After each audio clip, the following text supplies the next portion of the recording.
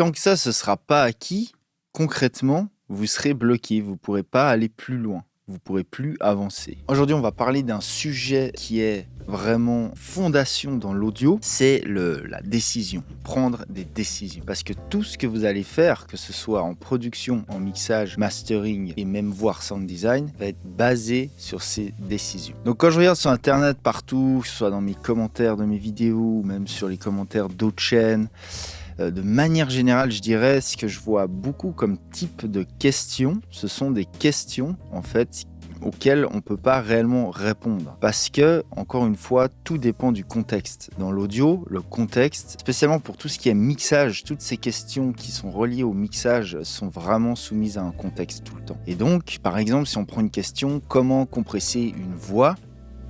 Il n'y a pas de réelle réponse à cette question-là, par exemple. Et le fait de demander comment compresser une voix, ça implique en fait plein de choses. Déjà, un manque de la technique, c'est-à-dire qu'en gros, comment compresser une voix, il va falloir apprendre les compresseurs, comment marchent les compresseurs. Mais à partir du moment où la technique elle est acquise, c'est-à-dire le mec il sait compresser, comment compresser une voix, ça n'a aucun sens. Pourquoi ? Parce que ça dépend du contexte. Le contexte, c'est déjà la source de la voix à la base, comment elle a été enregistrée, comment surtout la performance a été faite par le chanteur. Je vous donne des exemples simples. Si le chanteur, par exemple, a fait une performance qui est très dynamique, dans ce contexte-là, il va falloir compresser d'une certaine manière. Si on a un chanteur plutôt expérimenté qui gère très bien sa distance, par exemple avec le micro pendant la performance, il va falloir certainement gérer un petit peu moins cette dynamique. Il y aura toujours besoin de la gérer, mais en tout cas, on la gérera sûrement,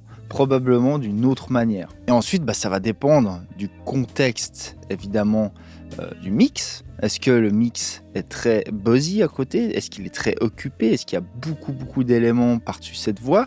Dans ce contexte-là, il va falloir certainement appliquer des techniques de compression un peu plus extrêmes pour que la voix tienne au milieu de tout ça. Ou est-ce qu'au contraire, c'est peut-être une track, c'est genre une balade, il y a juste un piano, une voix. Dans ce contexte-là, de nouveau, ce sera une toute autre approche et probablement des toutes autres techniques utilisées pour arriver à un résultat escompté, on va dire. On fait vite une toute petite halte pour parler du sponsor de cette vidéo, qui est moi-même. Vous pouvez soutenir ce channel en allant sur Patreon, il y a les liens en dessous. Vous pouvez aussi devenir membre de la chaîne YouTube et avoir accès du coup à plein de vidéos exclusives de mixage, mastering, sound design, production. Et si vous souhaitez apprendre des choses de manière concrète avec moi, vous pouvez aussi me booker en session individuelle sur Zoom. Tous les liens sont dans la description. Donc si on regarde un petit peu plus loin derrière tout ça, quel est le fond du problème hormis la technique ? La technique, c'est une chose. À mon sens, le réel problème dans tout ça, c'est plutôt la décision. C'est comment prendre une décision dès le début par rapport au son qu'on veut. On va rester sur notre exemple de voix. Si on veut dès le début une voix qui est très in your face, très présente, très moderne, entre guillemets, il va falloir appliquer certaines techniques derrière pour obtenir ce son. Mais tout va partir de cette décision au tout début de se dire je veux une voix qui sonne de telle manière. Et c'est de ça dont je veux parler, c'est ce manque quelque part d'assurance, de savoir où on veut aller. Donc vous allez me dire comment savoir ce qu'on veut ? Alors ça c'est de nouveau une autre question auquel je ne peux pas répondre à votre place. Ça fait partie, on va dire, de votre background. C'est intimement relié à vos goûts et couleurs et vos goûts et couleurs sont grosso modo directement relié à ce que vous aimez comme musique, à toute votre histoire, à qu'est-ce que vous avez écouté durant toute votre vie, à votre culture musicale, entre guillemets, que vous vous êtes faite, de votre ouverture d'esprit aussi. Est-ce que vous écoutez plein de choses différentes ? Est-ce que vous écoutez que certains styles bien précis ? Tout ça, ça va façonner, si vous voulez, une sorte de vision de la musique que vous avez, qui est propre à chacun. C'est généralement partant de ça que les gens se façonnent et se créent des choix et des idées sur ce qu'ils veulent faire. Donc la tendance un petit peu que je peux remarquer et voir chez les nouveaux, chez ceux qui commencent l'audio engineering en général, que ce soit la production, le mixage et compagnie, c'est que justement il y a un peu ce manque de balls, comme on dit, pour rester poli, de faire des choix, de prendre des décisions, c'est-à-dire de savoir sur quoi on veut aller, dans quelle direction on veut aller, et de ce fait prendre les décisions et appliquer les choix qui sont en conséquence avec cette direction qu'on a choisie. La tendance, elle est un petit peu, on part de quelque chose de très neutre et on va se laisser le plus possible toute possibilité possibles et imaginables pour la suite. Par exemple, ils vont enregistrer une source, quelle qu'elle soit, de la manière la plus clean et neutre possible pour se dire, bon bah voilà, au mix, je ferai ce que j'ai envie de faire avec, mais je pars d'un truc qui est très clean. Alors pourquoi pas, c'est une technique qui peut être très louable, qui peut complètement fonctionner, je dis pas, hein, mais à mon avis, ça cache quand même un léger petit problème comme ça dans le fond, dans le sens où on repousse la décision. Et cette décision, il va falloir la prendre, c'est-à-dire de choisir la direction où on veut aller. Si par exemple vous faites du rock et que vous voulez une voix qui est un peu saturée, qui a une certaine tone, une certaine couleur, en admettant que vous ayez le matos, généralement ça se fera le mieux si vous le faites à la prise. C'est-à-dire que dès le début, vous allez utiliser à vos avantages le matériel, c'est-à-dire le choix du micro qui va déjà créer une couleur sur la voix, le préampli, peut-être vous allez faire quelques traitements à la prise, une petite EQ analo, une petite compression analo, et avant même d'enregistrer, déjà créer un son comme ça quelque part, déjà en fait prendre une certaine direction. Alors je sais évidemment pas tout le monde a le luxe de pouvoir avoir de l'hardware dans lequel enregistrer directement, etc., etc. Je suis bien d'accord, mais ça n'empêche pas le fait que vous pouvez directement à la prise loader les plugins qui vous plaisent et dont vous avez besoin pour aller dans votre direction et tout de suite les mettre en insert quand vous enregistrez pour déjà avoir une idée du son. Il y a des moyens de faire ça par exemple avec les cartes UAD maintenant, c'est pas pour rien, c'est parce que concrètement ça c'est des techniques qui fonctionnent, qui sont utilisées depuis la nuit des temps et qui fonctionnent. Un mec qui a un petit peu d'expérience, pas forcément un level expert, mais qui a déjà un petit peu d'expérience, généralement, il façonne son son dès le début, parce que c'est une technique qui a fait ses preuves, parce que chaque décision que vous prendrez sur chaque source va influencer l'autre. Parce que concrètement, quand vous allez enregistrer, ou pour le sound design, c'est la même chose, c'est le même principe, chaque élément que vous allez créer, que vous allez commencer à mélanger ensemble, va dicter le mix derrière. Donc en fait, quelque part, vous avez le luxe de pouvoir choisir comment va être votre mix. Est-ce que vous allez créer dès le début des potentiels problèmes et conflits dans votre mix, ou est-ce qu'au contraire, vous allez vraiment créer avec soin vos sources pour que dès le début, elles s'emboîtent et elles aillent toutes dans une direction. Et donc ce que j'ai envie de dire, c'est que prendre la décision d'aller dans une direction, ça c'est pas du tout réservé aux gens qui ont de l'expérience. Parce que admettons que vous êtes débutant dans tout ça, vous avez déjà un background dans la musique. C'est-à-dire que je pense, logiquement, vous écoutez déjà beaucoup de musique, vous avez déjà un goût, c'est-à-dire vous aimez certaines choses et vous aimez moins certaines autres choses. Et à partir de là, vous avez dans votre tête déjà la possibilité de vous dire, bah voilà, moi je préfère ce genre de son plutôt que ça. Même si vous n'avez pas encore cette technique nécessaire pour aller dans cette direction, pour manipuler tous ces outils qui vont vous aider à aller dans cette direction, vous avez déjà le pouvoir de décider où est-ce que vous voulez aller. Et c'est là où je veux en venir, c'est pour ça que je vous fais cette vidéo, parce que ça c'est un truc, j'ai remarqué,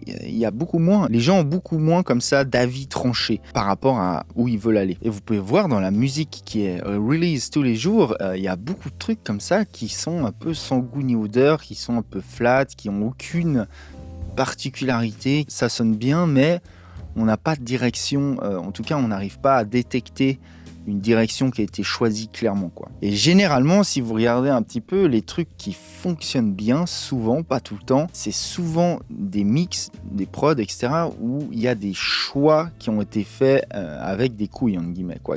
Voilà. Il y a une direction délibérée qui a été prise, et après, à partir de là, ça plaît ou ça plaît pas, mais on s'en fout, dans le sens où c'est assumé, et c'est clair pour l'auditeur, quand il écoute la musique, qu'il y a vraiment eu un travail là-dessus, qu'il y a vraiment eu une réflexion là-dessus. Et généralement, franchement, ça se sent. Ça crée une track à la fin qui sort un petit peu de l'eau, qui a quelque chose, quoi. Qui a quelque chose d'intéressant, autant artistiquement, généralement, que techniquement. Donc arrivé à un certain point dans votre périple dans l'audio engineering, de manière générale dans la production, dans le mixage, il va falloir travailler là-dessus, c'est-à-dire être capable de prendre des décisions et de commit ces décisions.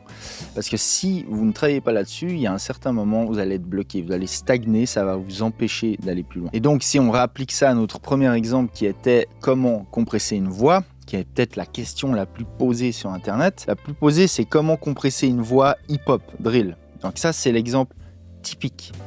Genre, il y a une secret chain pour les voix hip-hop, alors que pas du tout. Et ça en revient à tout ce que j'ai dit avant. Le problème, en fait, c'est que les gens veulent apprendre comment compresser une voix, mais pas pourquoi compresser une voix. Donc à partir de là, ils essayent d'apprendre des chains, des techniques toutes faites qui peuvent marcher dans un contexte, mais ils n'ont toujours pas appris le réel pourquoi, c'est-à-dire le fond du entre guillemets problème, de comprendre en fait les différentes situations et les différents contextes qui vont faire qu'on a besoin de compresser une voix. Et une fois qu'en fait on a compris ça, on n'a plus la question à se poser.